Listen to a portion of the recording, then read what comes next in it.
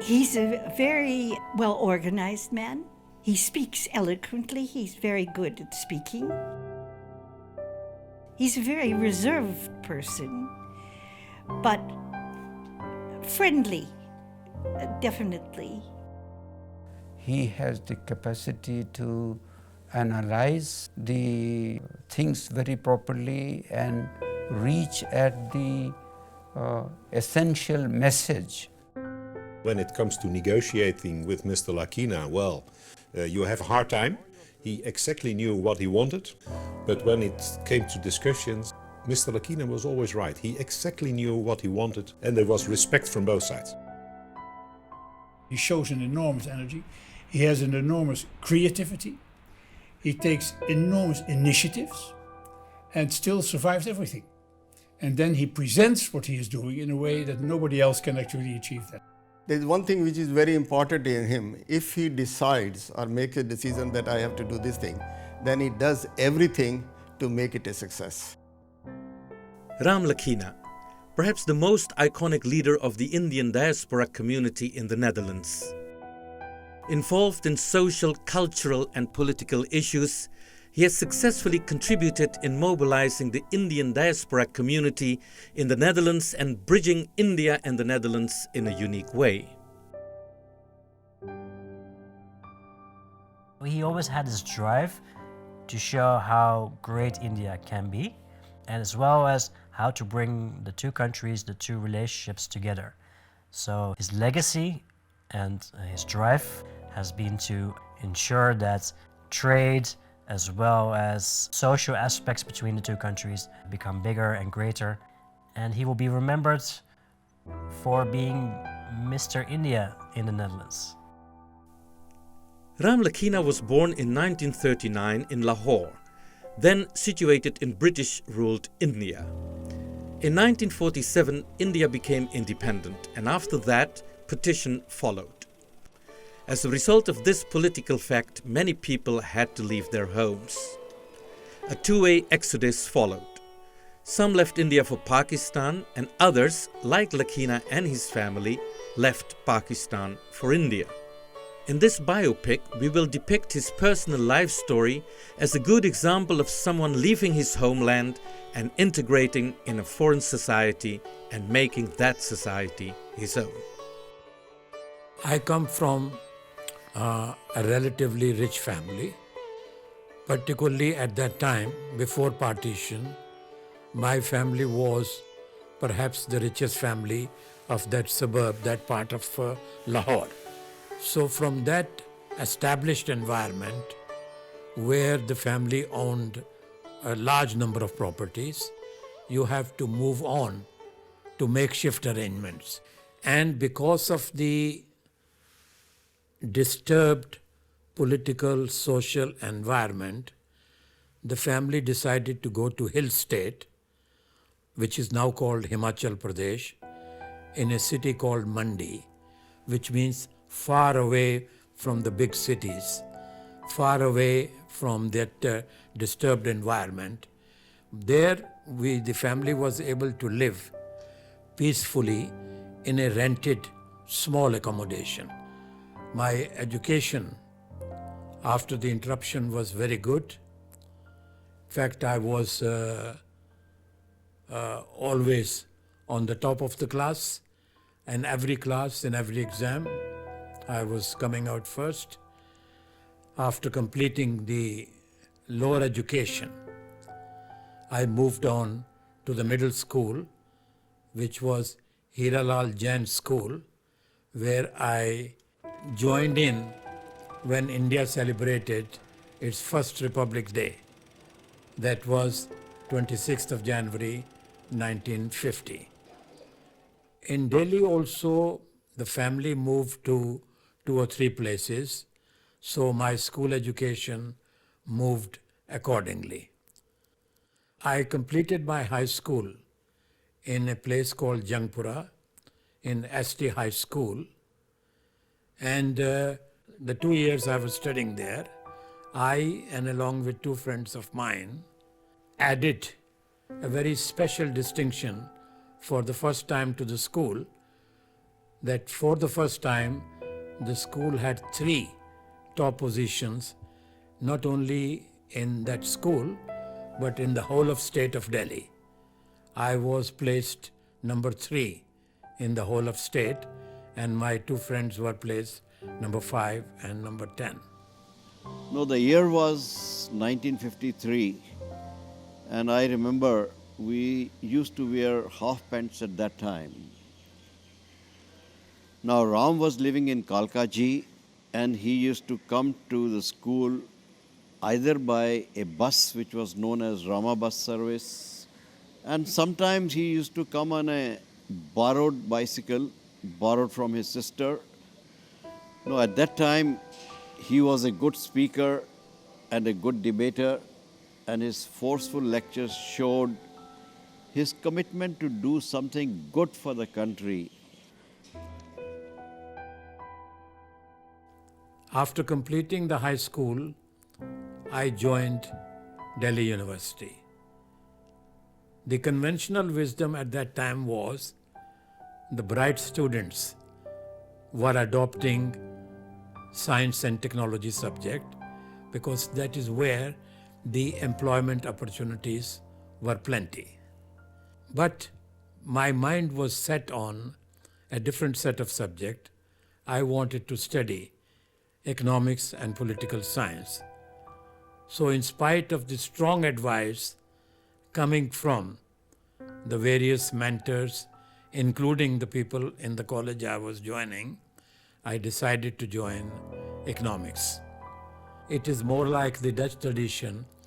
You study what you have passion for rather than where the employment opportunities are.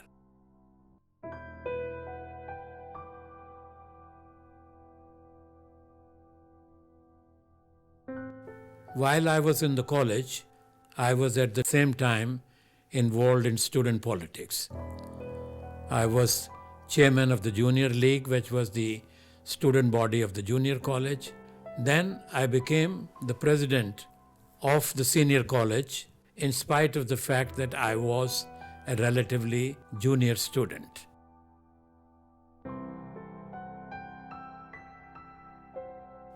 After completing this honors degree, I had a challenge.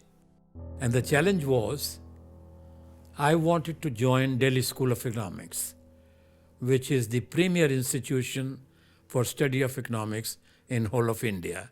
In fact, the institution is world renowned. But simultaneously, at the same time, I wanted to be president of Delhi University Union. The challenge was Delhi School of Economics was not part of the union. A choice had to be made how to achieve both the objectives.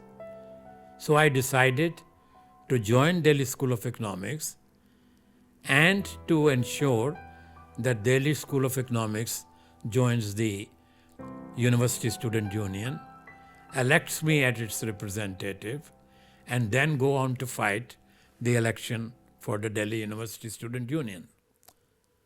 I was able to achieve that.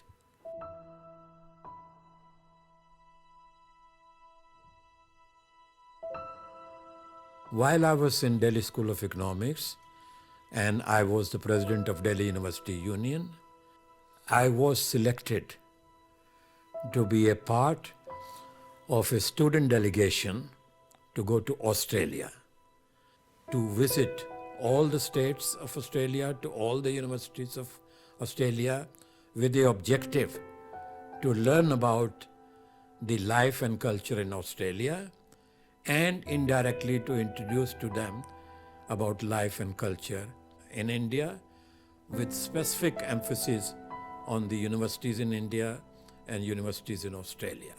So in other words, apart from a small contribution by my family, all expenses were paid for, and got a very rich experience. That was my first exposure of speaking on the television publicly. That was my first exposure of giving talks to the Rotary clubs at the age of 20. First exposure to visit foreign universities and interacting with student bodies, first exposure to experience Indian diaspora. You finished your study, you wanted to do economics, you wanted to do political science, you did that successfully, and then you left the country. In fact, I had not completed my second degree in Delhi. I had completed first part of my master's degree when I was selected for a scholarship to go and study in America. It is Foreign Student Leadership Project of the US universities, under which they would pick up one person from a particular country or a continent to go and give them exposure to the university life and life in general in America. Now that scholarship was difficult to refuse. Here was an opportunity to study economics in a university in America, all expenses paid. So I decided to accept that scholarship, and I went and completed my study at University of Minnesota in the United States.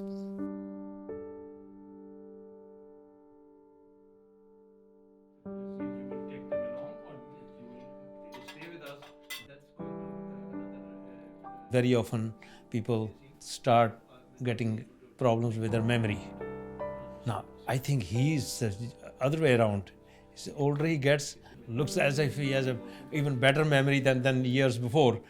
All the figures and names and you name it, anything. It's amazing to see how he can recollect all those things.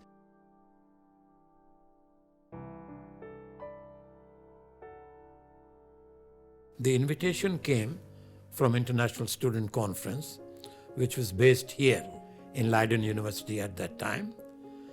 It was an international organization, participation from 66 different countries, headquarters Netherlands, and they wanted me to participate in 2 or 3 conferences, one in Italy, Rome, secondly in Tunisia, and then go on a university student mission to Africa. So I left America during the summer break, and for the next 6 or 8 weeks, I was little bit in the Netherlands, little bit in Italy, little bit in Tunisia, but largely traveling in Africa, North Africa, West Africa, East Africa, middle of Africa, and little bit part of South Africa. 18 different countries in a period of 22 days, a very rich experience, meeting people at the highest level, which means heads of government, heads of state, heads of universities. To give some names, I interviewed President Bourguiba of Tunisia, I interviewed President Sékou Touré of Guinea, I met Jomo Kenyatta of Kenya, Julius Nyerere of Tanzania, and many others. These are only some names. Interacted with student bodies, visited universities, spoke to them, and gave interviews, interviewed number of people about which I wrote articles later on. And then, after completing all that, went back to my university in Minnesota to pursue my studies further. After that, you finished your studies in Minnesota, and then what happened? You decided to come to the Netherlands. No, I think while I was studying, still some more important things happened, which I like to share with you. 1962, Chinese invaded India, and there was a lot of turmoil and unrest in the country. The student body in India, National Council of University Students of India, of which I was the Secretary General while I was studying in Delhi University, they made a request that they would need me back in India to help them organize a national conference of university students of India against the Chinese aggression. So I went back to India. I organized that conference at Allahabad University. I wrote a small book of Chinese aggression against India. That book was translated into French and Spanish, and the whole book was circulated to many countries and many universities in the world. So after completing that task, I went back to University of Minnesota again to complete my studies. There is one more important incident which I like to share with you before I come to completion of my studies. During that later period of 62, there was an international student conference in Brazil. And although I was in University of Minnesota, the organization from India decided that I should go and represent them in that conference in Brazil. And some very interesting thing happened there. I experienced on the first day that the conference was totally disorganized in terms of time management. The Latin Americans are very fond of speaking. They make very long speeches, and they have not a serious respect for punctuality. So the conference started late, and it will go on, and things will not. At the end of the day, the organizers of the conference realized that the conference was not going anywhere, and that conference would fail if it went on like on the first day. In their own wisdom, without any connection with me, they said they would need a new chairman for the conference so that the time could be managed. Without any specific reason which I can think of myself, maybe because of India's name, maybe because of my small intervention on the first day, they decided to elect me. I said, I have only one condition. If that condition is acceptable, I'll accept to be the chairman. And my condition was, each speaker will speak only 5 minutes and no more. And when I will give a signal, they must stop. They very cheerfully accepted my condition. And the first speaker came from Argentina. And after 4 minutes, I gave a signal. He was very angry. He said, Mr. Chairman, I have just started. I say, Mr. Argentina, you're going to finish in 1 minute. And because of the popularity of that person among the audience, there was a huge roar, no. That was no to the chair. So this was a make or break moment. Either I would get my way or I would fail as a chairman and the conference would fail in its time management. I say, no, Mr. Argentina, you are going to finish in 1 minute. And I looked at the people with their placard, those who were saying no. I say, you, Mr. Peru, are you willing to give 3 minutes of your time to Argentina? He sat down. One by one, they all sat down. And I prevailed. That person finished after 5 minutes. Then the conference proceeded very smoothly. Each person would come, speak for 5 minutes, say his or her piece, and go. At the end of the day, we had accomplished a lot. And then, when the session was over, I was virtually mobbed by a set of admirers, including some people implanting kisses on my cheeks, and some people very angry who didn't want that conference to succeed. whether it is in a book or whether it is in a talk or whether it is any conversation. He has the capacity to reach at the depth and analyze the situation, and that is something that I admire very much. When you meet him, he is a modest man, whereas it's not necessary to be like that. So Ram, you finished your study in Minnesota. What happened after that?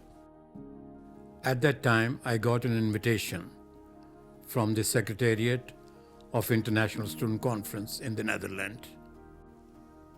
That invitation was very interesting. The year was 1963. I was 24 years old, and the position was to administer research into cases of political, social, and economic oppression in 18 different situations in the world. That included situations of colonialism, situation of racial apartheid, such as in South Africa, Southwest Africa. It included cases of dictatorship, such as in a number of countries in Latin America at that time. And the job of the secretary was, based on a field team, to write and edit 18 different case studies. I thought that at such a young age, such a challenging position was very interesting, so I decided to accept that. And that is what brought me to the Netherlands. After a year, Lakhina completed his research and was elected as Associate Secretary Asia at the International Student Conference. One of the highlights was the organization of a seminar on democracy in Asia in the Philippines. In 1966, he was then elected Secretary General of the International Student Conference at the age of 27. All this period of 5 years gave me very unique opportunities.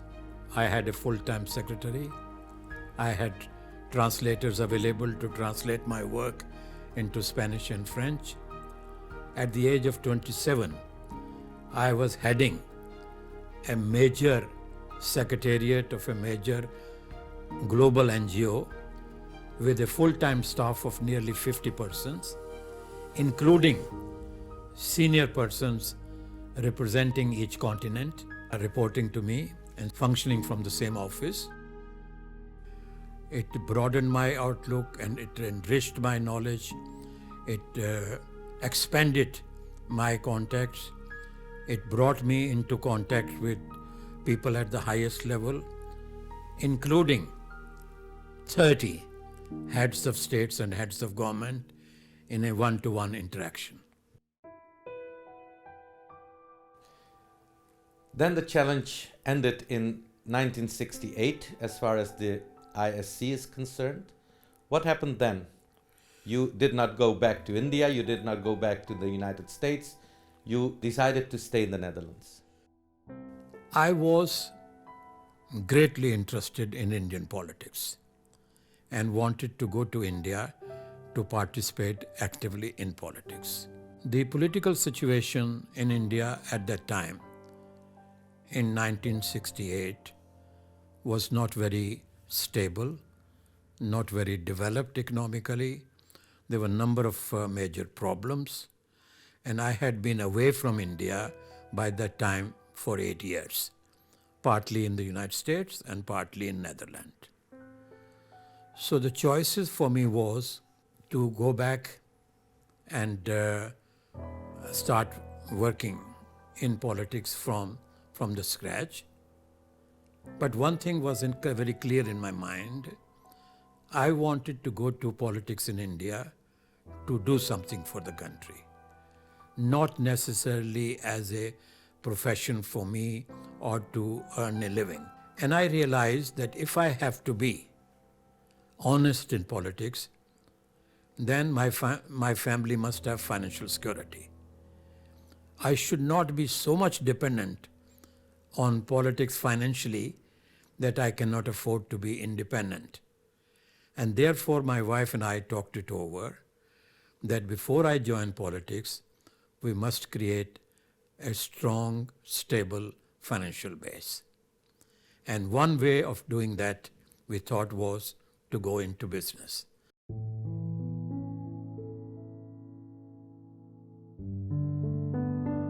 What was the moment that Sanjukta came into your life?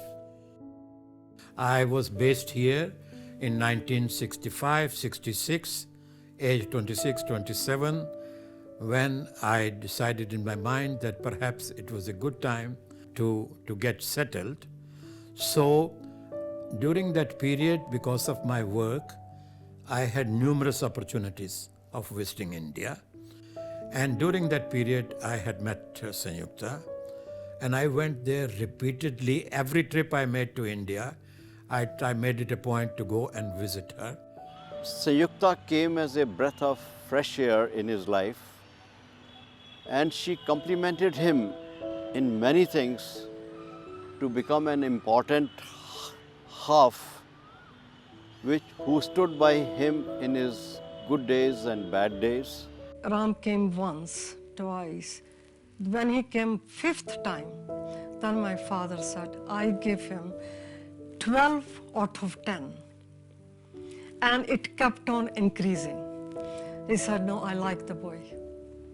And so he asked me, I said, yeah, I like him. So I know he's serious.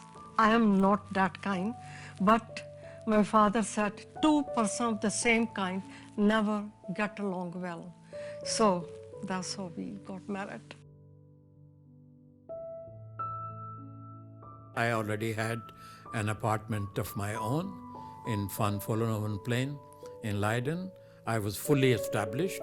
I had a job, I had a car. All the infrastructure of a household was in place. And it was in June 1966 that we decided to get married in New Delhi. And she came along with me to the Netherlands on the 4th of July, 1966. And the International Student Conference in Nairobi, Kenya was about 8 or 10 days later. She was completely new to the Netherlands, did not know anybody. Oh, that was not nice. After 8 days, he had to leave for Africa for the election and a big meeting in Nairobi, I believe. And firstly, I thought I will go with him, but later on, I came to know I couldn't. So what Ram did, he had a Danish friend or a colleague.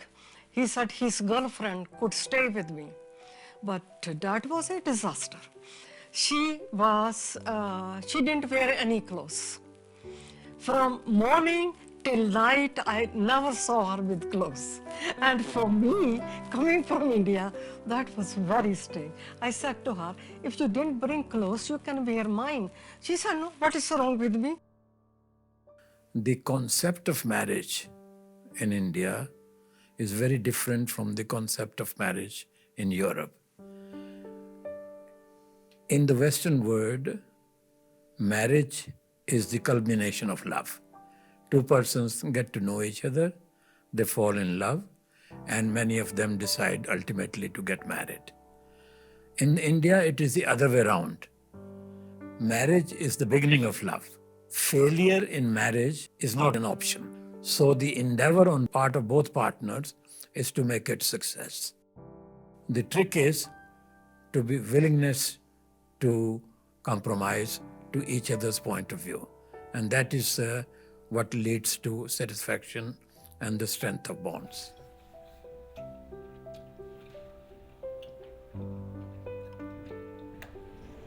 Good afternoon.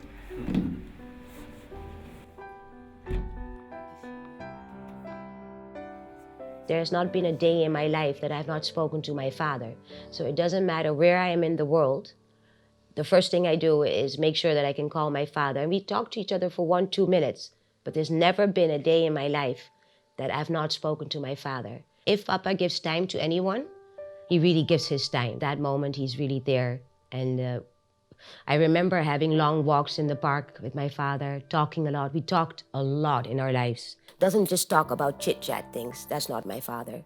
So whenever you really have a talk with him, you have a real talk with him, and you always kind of learn something. My mom stood always beside him. In everything Papa did, my brother was always part of that. Hello, Papa. Hello, beta. Good to see you. Yeah. How was it? Huh? Yeah, it was good. And Max and Mia, how are they doing? They're doing great. Yeah, they're at the crash today. Yeah. And yeah, they were asking how's Grandpa. And when are we going to see them? Probably this weekend. It's a very loving father. He's not a person you would play football with outside. It's more you would have a nice discussion with, an intellectual discussion. All your major important questions in life you would discuss with him. Is somebody you could call 24 hours, 24/7. Dad, I'm in trouble. Please pick me up. And he won't even hesitate. He will come and pick me up. During his period and time, the relationship between father and children was of a different kind. Father was an authority figure, somebody to go to take basic fundamental decisions of life, or when you needed serious help, either financial or otherwise. On a day-to-day basis, there was not so much interaction between father and son. So that has an influence on my own attitude towards my children. But I'm also strongly influenced by my exposure to the West and my long stay in the Netherlands. So the Dutch value system has affected. So our relationship is in between. My brother Ram being 8 years elder to me, as such he has been like a father to me. And I affectionately call him Papaji, that means father. He had been visiting me in Delhi for all the years as his second home, and I've been visiting him all the years as my second home. He performed his fatherly role in the marriage of our children. I and all our family members always look to him for his matured advice, which he readily gives. Hi, Anna. How are you? Oh, good. Have some tea together. Oh, In 1968, Lakhina stopped working for the International Student Organization. He now wanted to commit himself to politics in his beloved native country, India. Together with his wife, he set a goal to become financially independent, and thus he decided to start a business. You'll have to choose another day. While wanting to make a choice of the business, it was also important for me that it keeps me in touch with India. So it had to be a business which I could do in the Netherlands, but still stay in regular touch with India. We are talking about the period of mid-60s, late 60s, when the hippie movement was very strong and Indian culture and Indian fashion was coming into play. So a choice was made to go into business of garments or garment-related fashion accessories coming out of India for the European market. The business became an instant success. We hit upon an idea where the market was ready. If I made 10 calls for the purpose of selling the scarves, 7 or 8 of them will result in an order. For after a few years, we moved on from silk scarves to full range of fashion garments. These were firstly garments made according to Indian design and subsequently made according to European designs but made in India.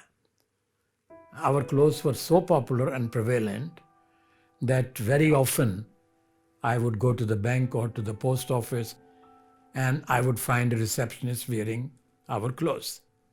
Simultaneously, my wife was doing another set of business which had started accidentally and more or less at the same time in 1968.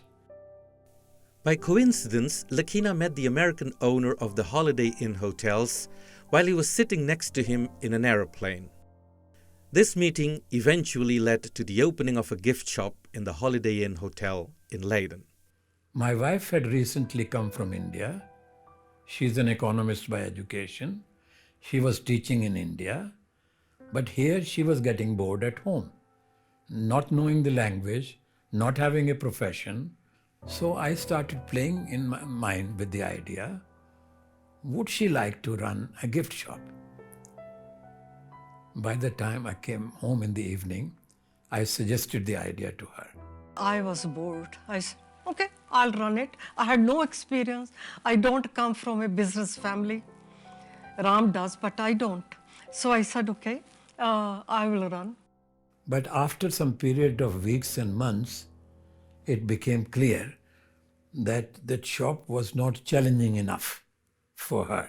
From one, profit of one, I started the second one, third one, and then in Germany and in Belgium. But those were my babies. So the business went well. Beyond our wildest expectations, and the financial goal which my wife and I had set were very easily achieved. So then you decided to go back to India. I have been already away from India 20 years. So my roots and network was politically becoming less and less.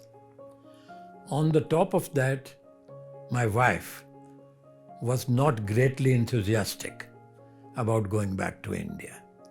She liked the environment here and she wanted to stay in the Netherlands. We had 2 children also, and they were born here in early 70s, 72 and 75.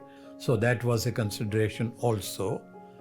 So after a lot of heart searching, I came to the conclusion that if I wanted to keep all members of the family happy, perhaps I should choose some other ways of contributing to India, helping India, and that led to a new chapter in my life about the various institutions which we can speak about. We met in the end of the 60s. I had a chance to learn Indian temple dance, and I used to go around with my teacher, Mohini Devi, to places to perform. And the then Netherlands-India Association asked Mohini to come and perform, and I came with her. What was it that kept both of you in a lifelong friendship? Well, I think because we both essentially wanted the same thing,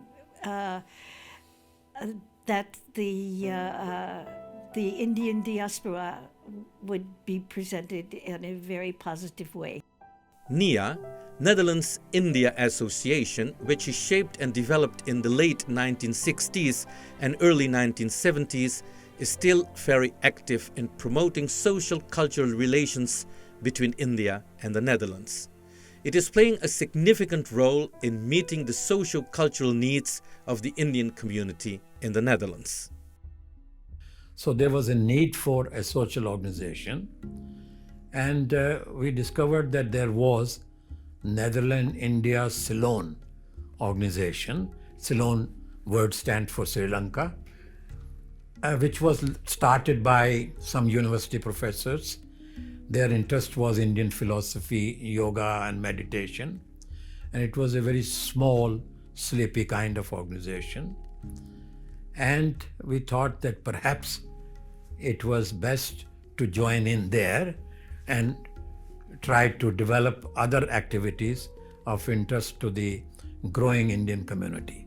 So that is, I became secretary, the first Indian secretary of Netherlands India Ceylon Association in something like 67, 68, and started rebuilding that institution.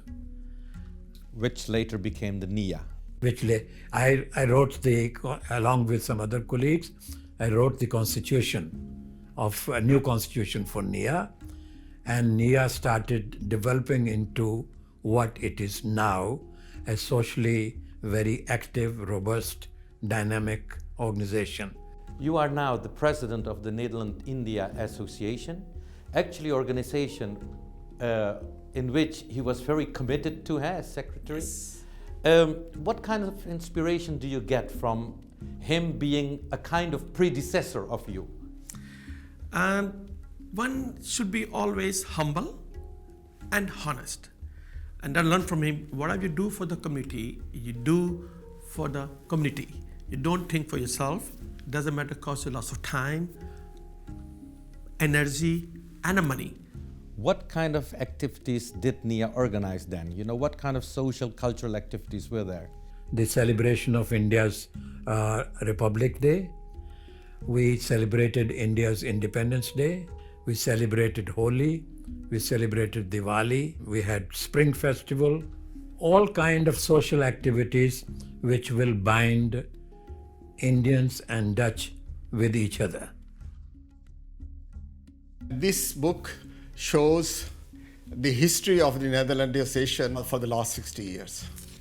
Burgomeester Cohen, myself, Lakhina, and Jasbirji. We met at the function of Netherlands Association. Actually, it was that was in 1968. I came in 1968.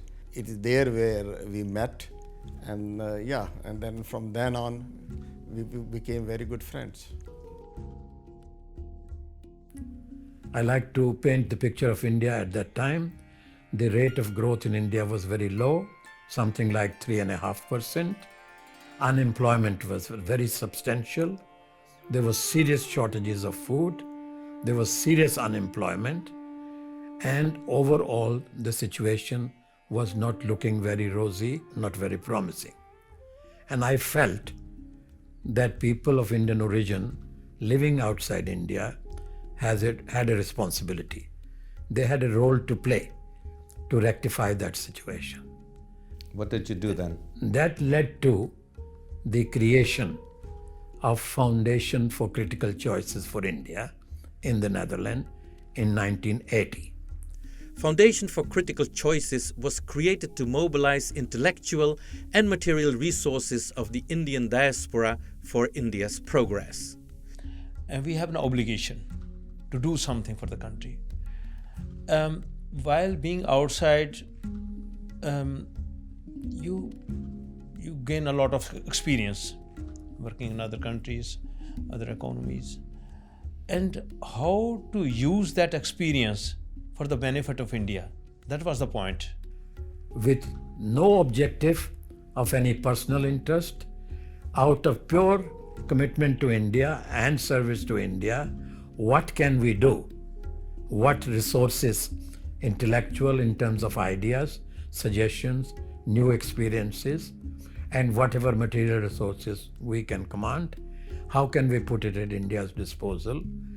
That was the objective for Foundation for Critical Choices for India. It contributed greatly to the evolution of India's policy towards the Indian diaspora and placed many important issues on India's national agenda. Over a period of time, the Foundation created a lot of research studies, such as transfer of capital to India and the role of non-resident Indians, transfer of technology to India and the role of Indian diaspora, representation of non-resident Indians in the Indian legislatures, including the Parliament. Foundation appeared before the Indian Parliament to make a case for a special tax treaty for non-resident Indians. Foundation appeared before Indian Parliament to make its case, and Government of India produced a 93-page report dealing exclusively with the petition which this foundation has made.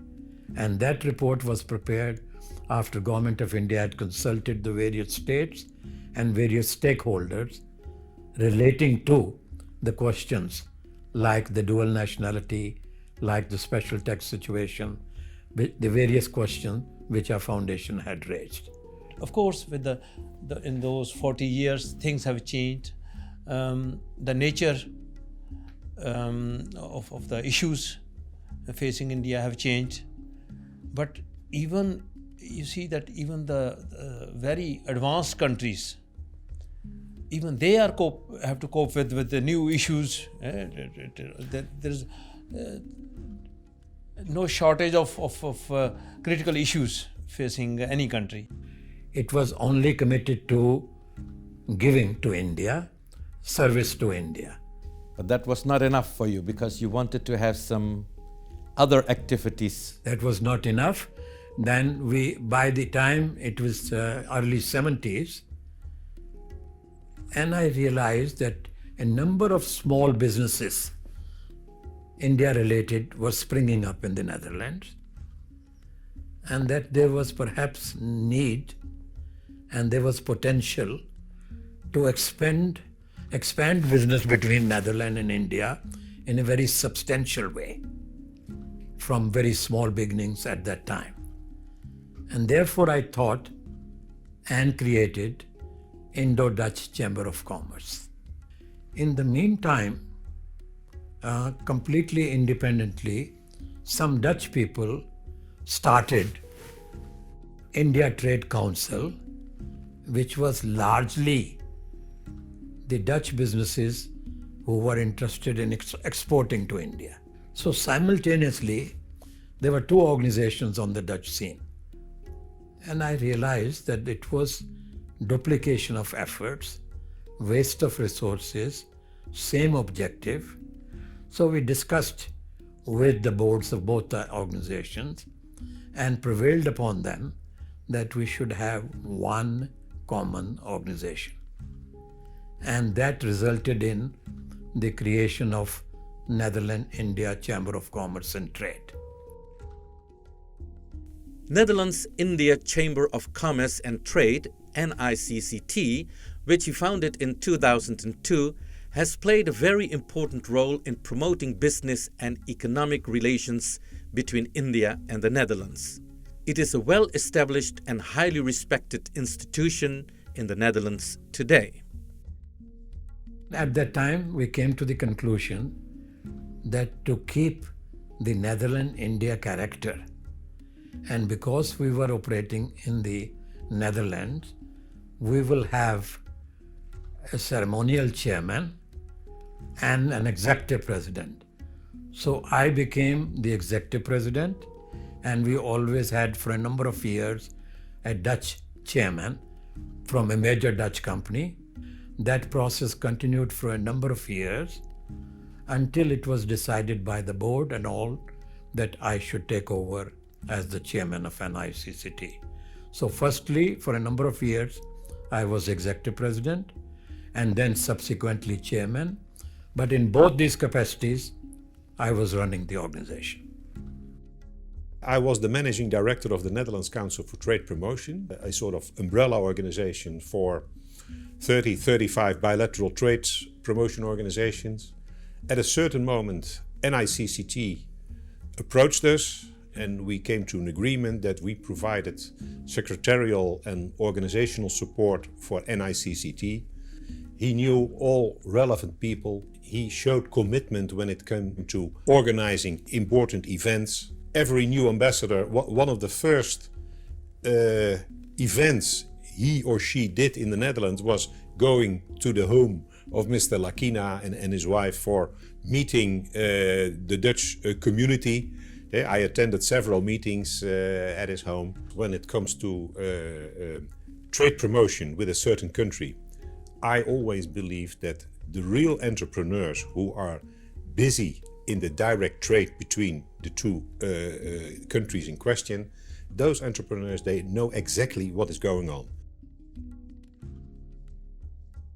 Is India an important, economically important for the Netherlands? And politically as well, I find. And I still am of the opinion that in the Netherlands there's not sufficient interest, neither politically nor economically, for India. It's all geared, so far as Asia is concerned, much more geared towards China. Whereas India is steadily growing at the moment. This year it will be 7%.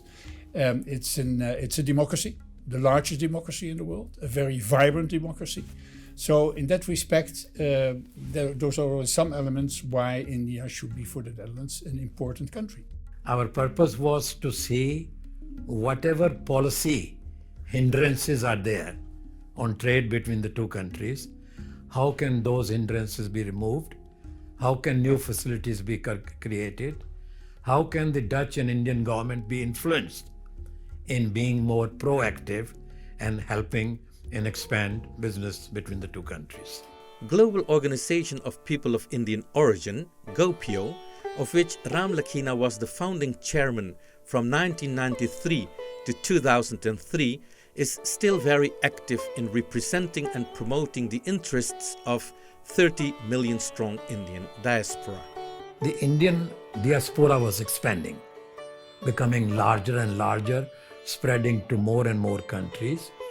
And a need was felt in 1990 that there was a need for a larger organization to represent the interests of the Indian diaspora. The initiative was taken in the United States. The Indian student community thought about it and floated the idea that there is a need for such an organization. The constitution of GOPIO was written in the Netherlands under the auspices of Foundation for Critical Choices for India. The second conference took place in New Delhi, where I was elected as the first chairman of GOPIO. GOPIO's goal was to represent the interests of the diaspora community, to promote for their welfare, to interact with Government of India in relation to problems facing Indian diaspora, and very specially to help in those situations where Indian diaspora was stranded. For example, Fiji was a very dramatic case in point. The Indian community of Indian origin in Fiji was in political difficulty, but Government of India could not intervene directly. GOPIO immediately took up their cause and made a formal petition to the United Nations. So GOPIO represented their cause.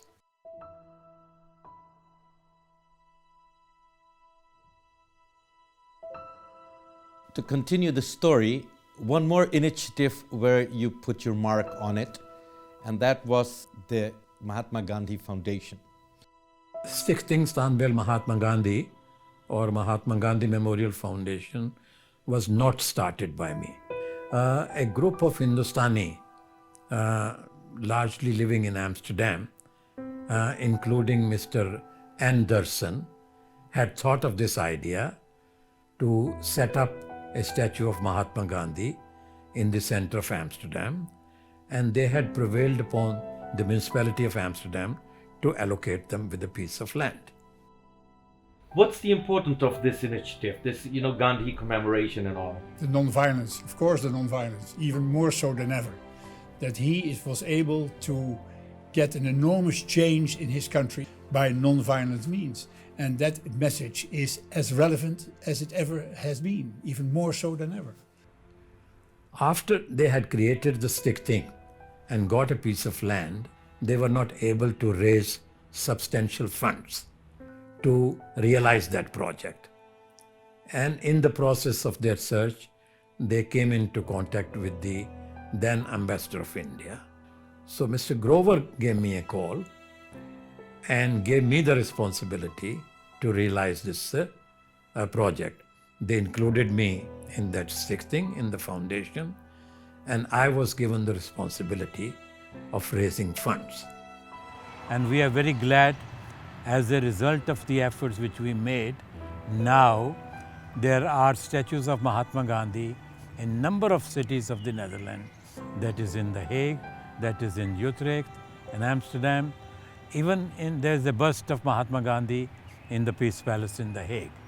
And more streets are being named after him. So I feel that we have made a small difference. You're happy with it? I'm very happy with it.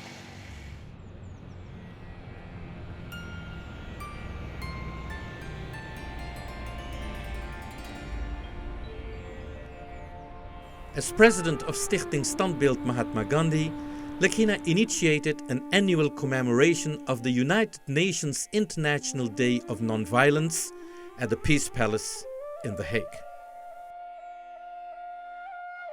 It has also been noticed by governments what you have done. It has been noticed by the Dutch government, it has been noticed by the Indian government, and that has led to two beautiful prizes, awards you've got.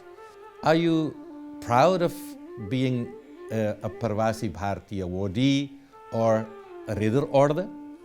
Awards are a recognition on the part of the society of what you have done. Parvasi Bharati Samman is, as you know, a rare honor which is given something like one person per continent per year. So it's a rare award for the work which you have done.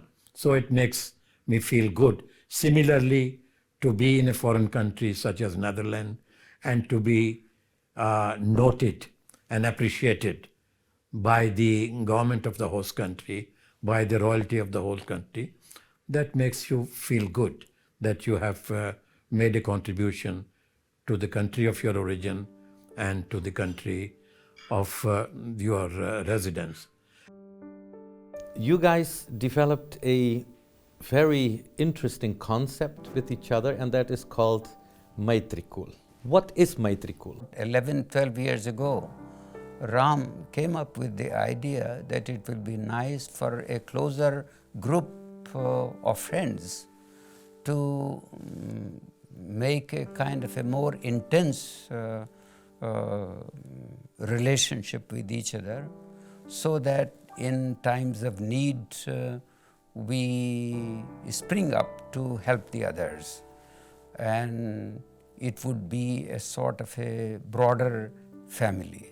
One is a psychology, professor of medicine, surgeon, and Ram and I are business people, so, and so scientist, one is a scientist. So it's all group there, and purpose is to, like the Rotary, to meet with each other and help where help is necessary. So we really take care of each other like a family. Yeah, hi, Ram.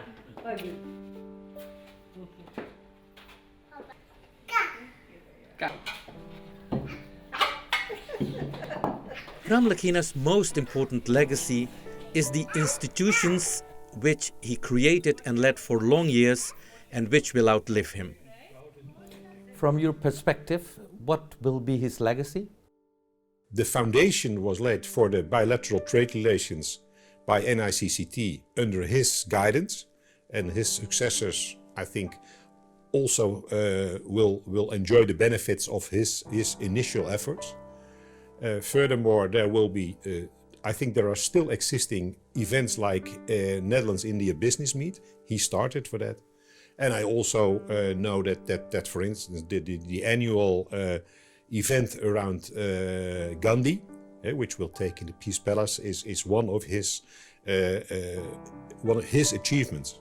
All these organizations he started, you named it just now. Is that the legacy of Ram Lakhina, or is there something else? No, the legacy is not just starting the organizations. I think that starting organization for the sake of starting something is not, for me at least, it's not relevant enough. It's the idea behind it, why you are doing it. And that's exactly, as I said, his motivation is always to serve the country and serve the community.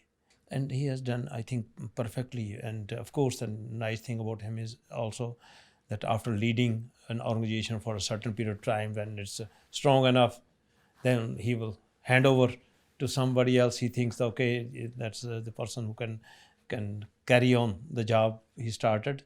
And then he would try things to do something new where he thinks there is a vacuum.